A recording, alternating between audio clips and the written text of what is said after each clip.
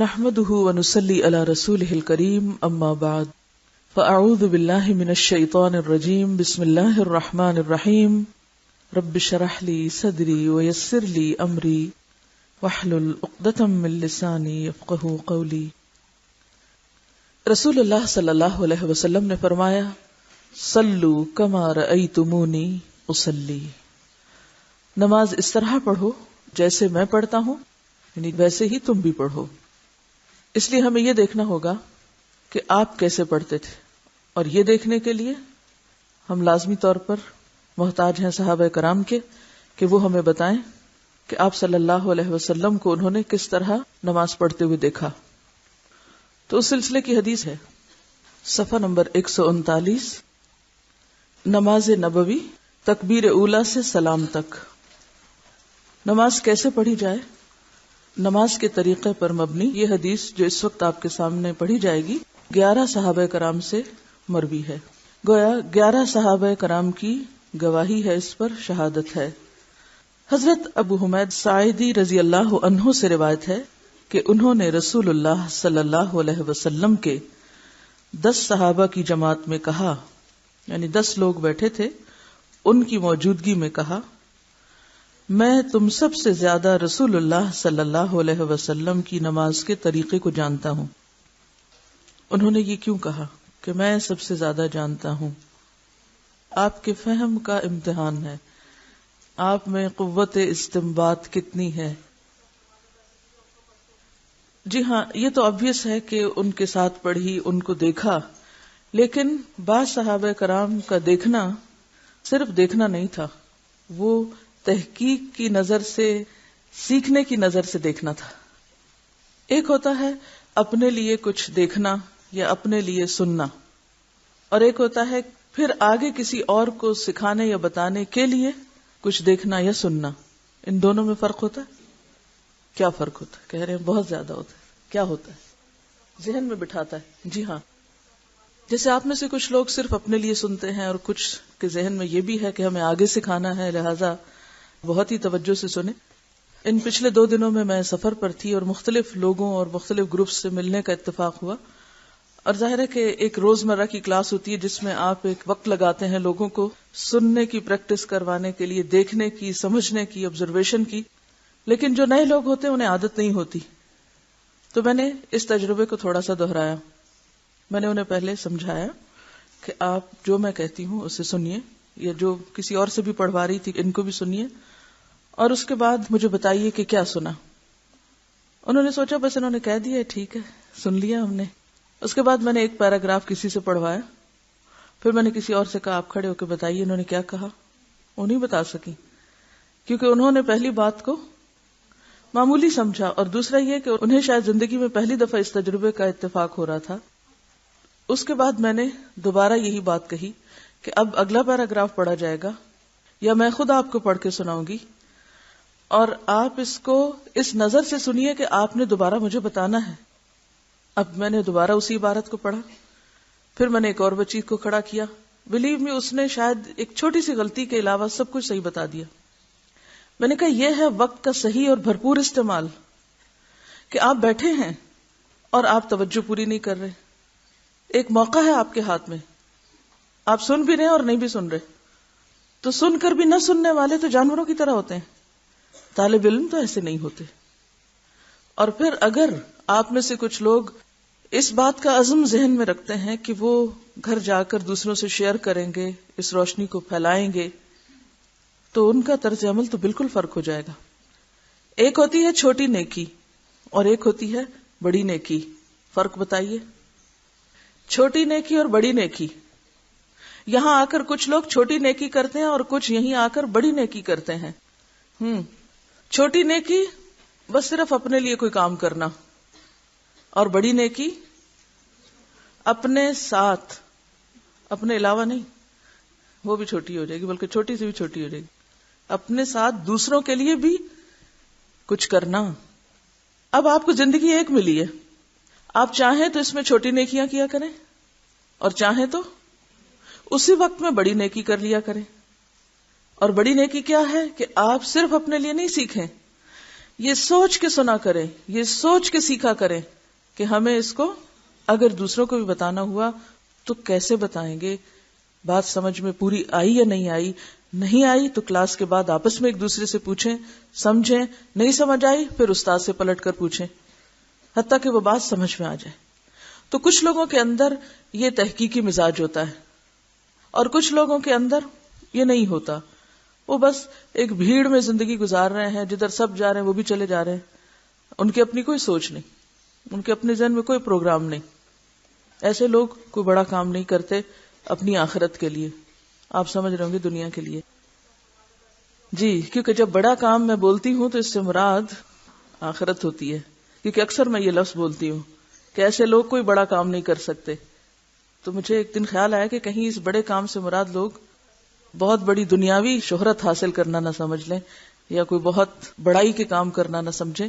بڑے کام سے مراد اور بڑی نیکی سے مراد عام الفاظ میں بڑی نہیں کہ صرف سائز میں بڑی نہیں بلکہ اپنے انجام کے اعتبار سے بڑی۔ تو اپنے اندر تحقیقی مزاج پیدا کیجیے، اپنی آبزرویشن کو بڑھائیے، اور یہ بھی کسی دم درود سے نہیں بڑھے گی جب تک آپ کے اندر اس کی طلب یا ضرورت نہیں ہوگی۔ وہ کہتے ہیں کہ میں تم سب سے زیادہ رسول اللہ صلی اللہ علیہ وسلم کی نماز کے طریقے کو جانتا ہوں۔ صحابہ کرام نے کہا پھر ہمارے روبرو رسول اللہ صلی اللہ علیہ وسلم کی نماز بیان کیجیے۔ ابو حمید نے کہا جب رسول اللہ صلی اللہ علیہ وسلم نماز کے لیے کھڑے ہوتے تو اپنے دونوں ہاتھ کندھوں کے برابر اٹھاتے، پھر تکبیر تحریمہ کہتے۔ تکبیر تحریمہ سے کیا مراد ہے؟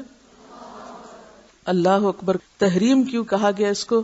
تحریم سے مطلب حرام کرنا، یعنی بولنا، کھانا، پینا، سونا، ادھر ادھر دیکھنا، ادھر ادھر کی آوازوں پہ توجہ کرنا، یعنی سب سے کٹ کر انسان صرف اللہ کی طرف متوجہ ہو، باقی ہر چیز اپنے اوپر حرام سمجھے۔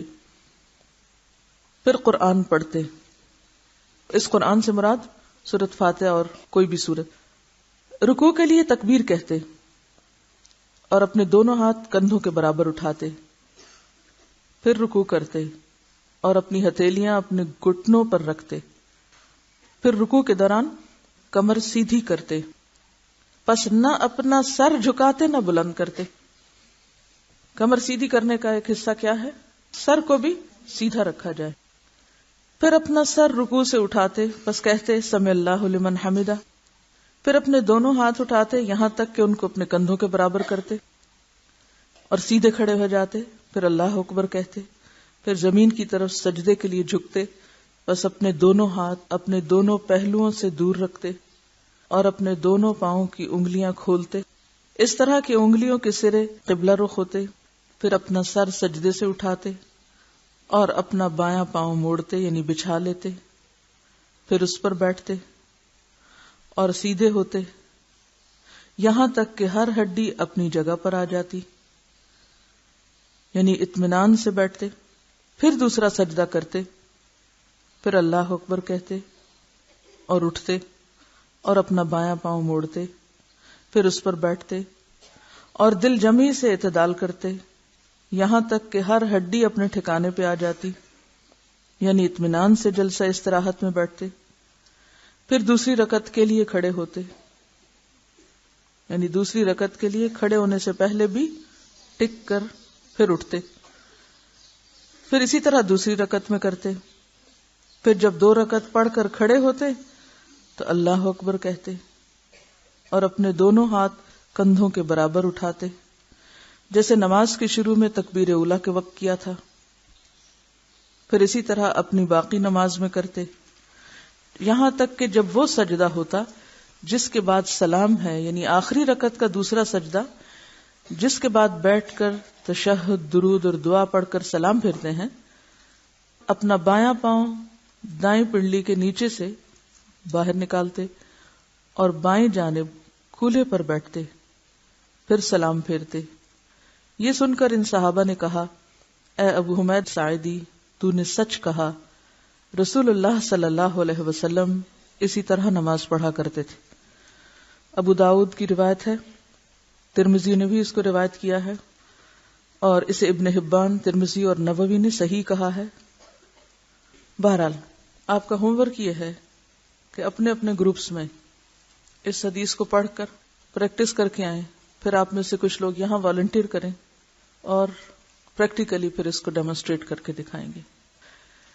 لیکن اس باب میں یہ بھی یاد رہے کہ ان سارے سٹیپس کو فالو کرنا کیوں ضروری ہے، اور اگر ہم نہیں کرتے تو کیا ہوا؟ نماز تو ہو ہی جائے گی، جی ہاں ہو جائے گی، لیکن obviously درجات میں فرق ہوگا۔ تو امام ابن القیم الجوزی نے نمازیوں کی 5 قسمیں بیان کی ہیں کہ 5 طرح کے نمازی ہوتے ہیں۔ نمبر 1، مفرط توئے کے ساتھ، افراط سے، اپنے نفس پر ظلم کرنے والا، جو نماز کے اوقات، حدود اور ارکان اور وضو وغیرہ کا نقصان کرتا ہے، یعنی پڑھتا ہے لیکن اپنے پہ ظلم کرتا ہے، یعنی پڑھ کر بھی حاصل کچھ نہیں کرتا۔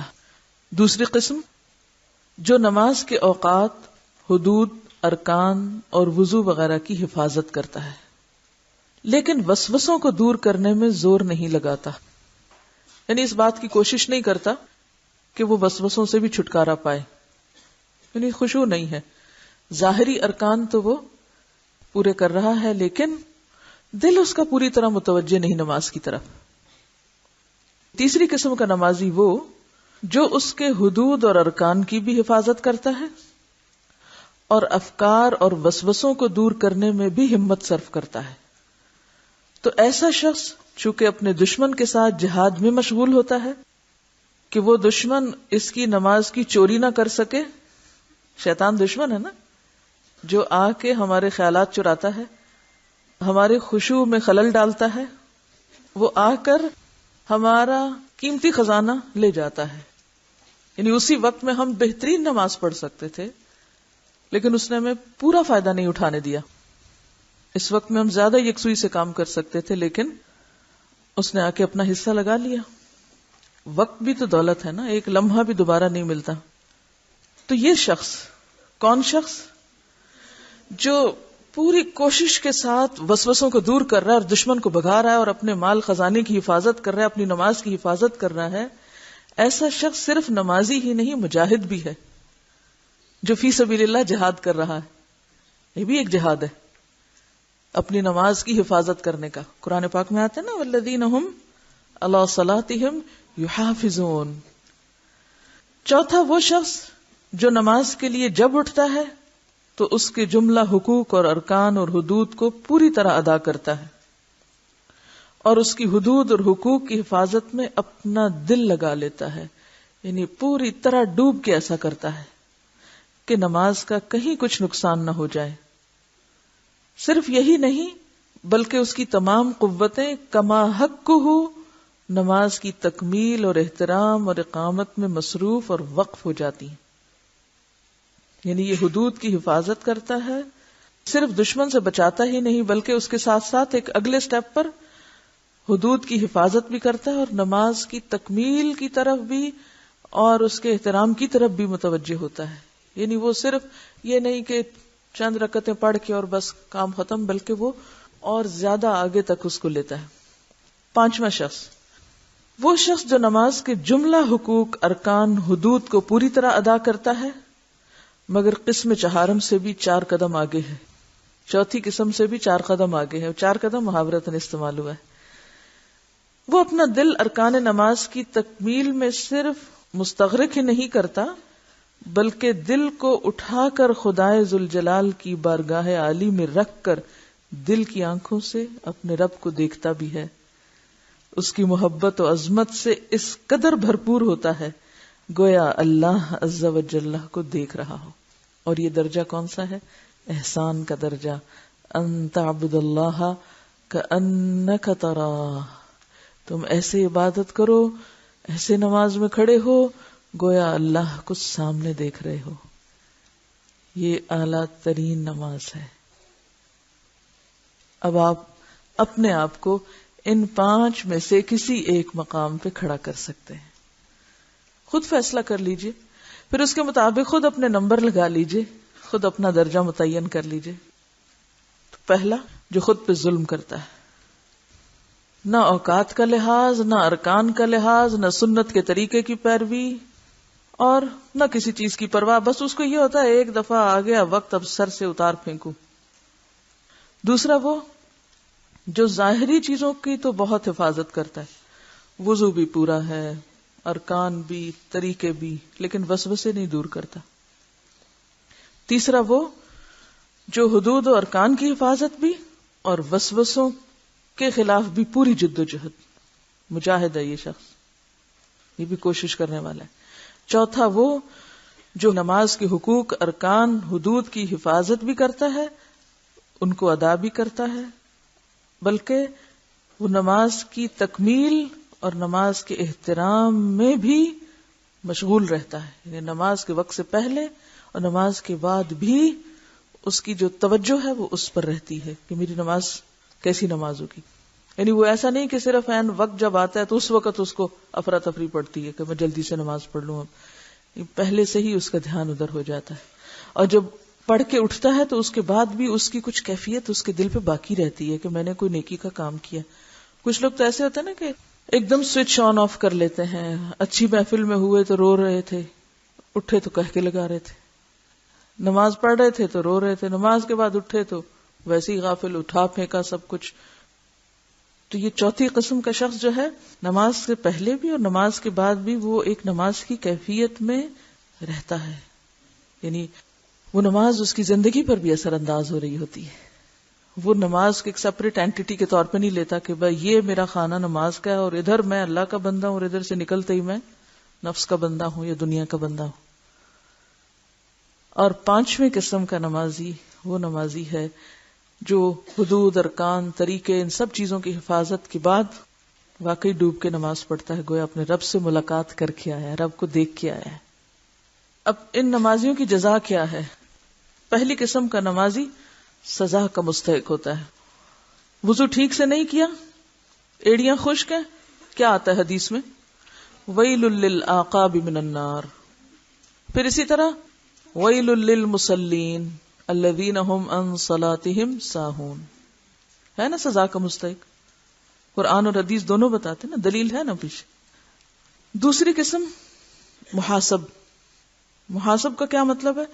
حساب کے قابل، اسے حساب لیا جا سکتا ہے، بھئی ایسا کیوں کیا تم نے. تیسری قسم مکفر عنہ. مکفر عنہ کا مطلب کیا ہے؟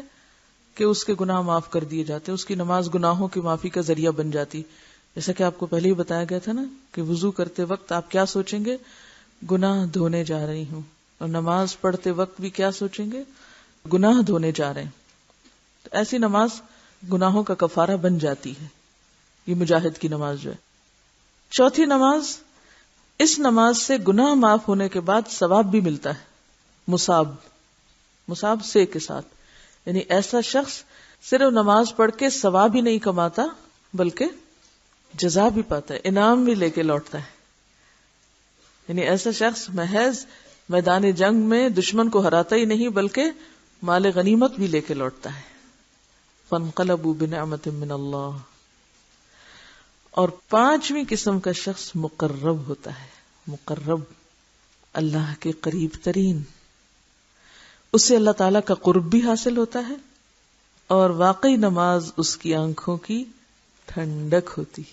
یہ کیوں حضور صلی اللہ علیہ وسلم نے فرمایا کہ جعلت قرۃ عینی فی الصلاۃ، میری آنکھوں کی ٹھنڈک نماز میں رکھ دی گئی. وہ آنکھوں کی ٹھنڈک کس چیز سے نصیب ہوتی ہے؟ وہ اللہ کے دیدار سے، یعنی مانوی دیدار مراد ہے اس سے. اب ہم میں سے کتنے لوگ ہیں کہ جن کی نماز ان کے لیے باعث راحت ہے، آنکھوں کی ٹھنڈک ہے، اللہ کے قرب کا ذریعہ ہے. ہم سب اپنا اپنا حساب کریں. ان قسموں کو سامنے رکھ کے اب نماز کا طریقہ سیکھیں، کیونکہ ہم میں سے اکثر لوگ جب انہیں نماز کے طریقے پہ بات کی جاتی ہے تو وہ کیا کہتے ہیں؟ اتنی کیا ریجیڈیٹی، یوں پاؤں نکالو، دایاں نکالو، بایاں نکالو، ہاتھ اٹھاؤ نہ اٹھاؤ، فوراً اس پہ آ جاتے ہیں نا. کیا فرق پڑتا ہے دوپٹہ باریک ہے موٹا ہے؟ کیا فرق پڑتا ہے سجدہ اوپر ہے نیچے ہے؟ کوئی فرق نہیں پڑتا. کیوں نہیں فرق پڑتا؟ فرق پڑتا ہے. اور آپ ماشاءاللہ ینگ ہیں، ابھی عمر ہے کہ اپنے جسم کو موڑ لیں اسی طرف، اور اسی وقت سے بھرپور فائدہ اٹھائیں. نماز تو پڑھنی، اس سے پہلے کہ آپ عمر کے اس حصے میں پہنچیں جب آپ کا جسم آپ کا ساتھ نہ دے یہ سب کچھ کرنے کے لیے. آپ چاہیں بھی لیکن آپ کو ایسی بیماریاں ہوں کہ آپ نہ ویسے پاؤں موڑ سکیں کیونکہ جسم بھی سخت ہو جاتا ہے، یا بعض اوقات گھٹنوں کی تکلیفیں، جوڑوں کی تکلیفیں ہیں اور تکلیفیں ہیں کہ آپ چاہتے بھی ہیں آپ سیدھے کھڑے نہیں ہو سکتے، آپ چاہتے بھی ہیں آپ پوری طرح رکوع میں جھک ہی نہیں سکتے، اب آپ کو کمر کی تکلیف شروع ہو چکی ہے. آپ چاہتے بھی ہیں اب آپ کولے پہ بیٹھ ہی نہیں سکتے، آپ گرتے ہیں. اب آپ پاؤں موڑ ہی نہیں سکتے کیونکہ پاؤں سوج چکے ہیں. تو اس سے پہلے کہ ایسی مصیبت میں پڑے، ابھی وقت ہے، اس وقت کو غنیمت جانے. ابھی سے کوشش کر کے سٹیپ بائی سٹیپ اپنی عادت درست کر لیں تو انشاءاللہ العزیز جب نیت میں اخلاص ہوگا، جب نبی صلی اللہ علیہ وسلم کی سنت کی پیروی کا شوق ہوگا تو اللہ تعالیٰ دل بھی کھول دے گا، ورنہ تو تعصب کچھ بھی نہیں کرنے دے گا. میں سوچ رہی تھی کہ کیوں نہ ہر سٹیپ کو لکھ کر، پہلا سٹیپ، پھر اس کے بعد کرنا کیا ہے یا کیسے کرنا ہے، دوسرا سٹیپ کیسے کرنا ہے، تیسرا، تو ایک چارٹ بنا کے سب کو دے دیا جاتا تھا کہ وقتاً فوقتاً اپنے آپ کو چیک کرتے رہتے کہ ہم پوری طرح فالو کر رہے ہیں. کیونکہ ہوتا یہ ہے ابھی تو آپ اکٹھے ہیں نا، ایک دوسرے کے ساتھ ہیں، کچھ دن عادت پڑی، مہینے بعد نماز چھٹی ہو گئی عادت، دوبارہ پھر یاد نہ رہا، او ہو میں نے تو یہ پڑھا تھا وہاں تو میں تو پھر بھول گئی. ایک مہینے کی چھٹی سب کچھ بھلا دینے کے لیے کافی ہے. یہ بہت بڑی آزمائش ہے ہم عورتوں کے لیے. تو اس لیے بار بار ریمائنڈر کی بھی ضرورت ہے اپنے آپ کو. تو بہرحال آج ہم نیت کے بارے میں پڑھتے ہیں، اور اس دوران جو سوال آئے لکھیں. اگر اگلے سبق میں جواب مل جائے تو سوال اپنے پاس ہی رکھ لیں، آگے نہ بھیجیں.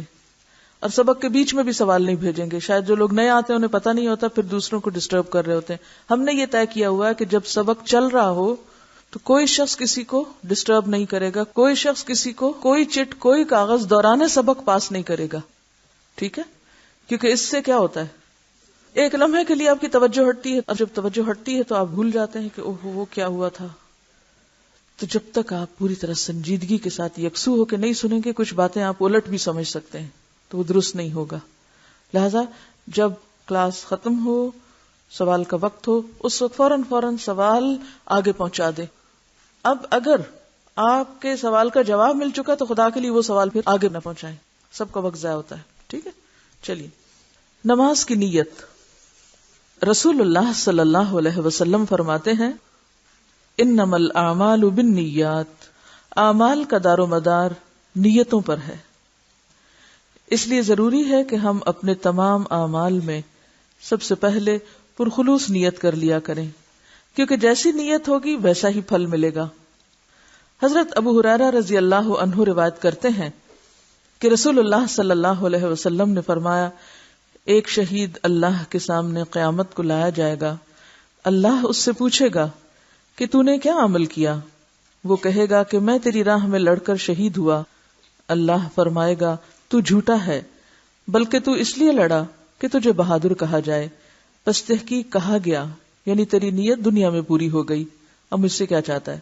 پھر منہ کے بل گھسیٹ کر آگ میں ڈال دیا جائے گا. اسی طرح پھر ایک عالم جس نے علم شہرت کی نیت سے پڑھا تھا اور پڑھایا تھا، اللہ کے حضور پیش ہو کر جہنم میں جھونک دیا جائے گا. پھر ایک شہرت کی غرض سے سخاوت کرنے والا مالدار، اس کا بھی یہی حشر ہوگا.